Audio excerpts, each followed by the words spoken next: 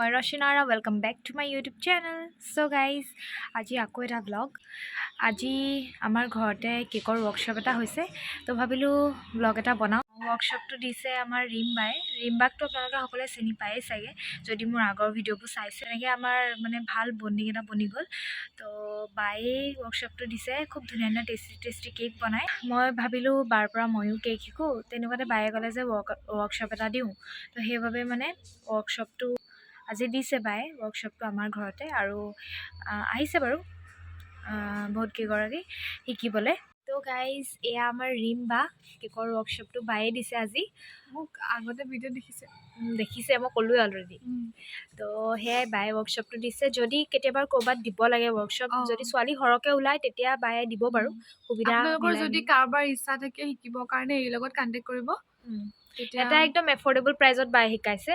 তো মানে আজিকালি যিহেতু কেকটো জানিব লাগে, অকেজনত নিজকে লাগে বনাই খাবলৈ, আৰু কেক এটা দামো 1 পাউণ্ডৰে বহুত দাম হ'ল। তো নিজে শিকি ল'লে বহুত ভাল মানে, হয়নে নে কি কোৱা? মই বাৰ কেকৰ পেজটো দি দিম ডেছক্ৰিপশ্যন বক্সত, বাৰ ইনষ্টা ID দি দিম, কথা পাতি ল'ব চাব। আৰু কোনোবা যদি শিকিব থাকে নেক্সট এই লগত কণ্টেক্ট কৰিব। মোৰ লগত মোৰ ইনষ্টাত পাতিলেও হ'ব, মই কণ্টেক্ট কৰাই দিম বাৰ লগত। তো সেইটোৱে কথা। ঠিক আছে, এতিয়া আমি ষ্টাৰ্ট কৰোঁগৈ ব'লা, দেৰি হৈছে, মানুহ আহি বহি আছে।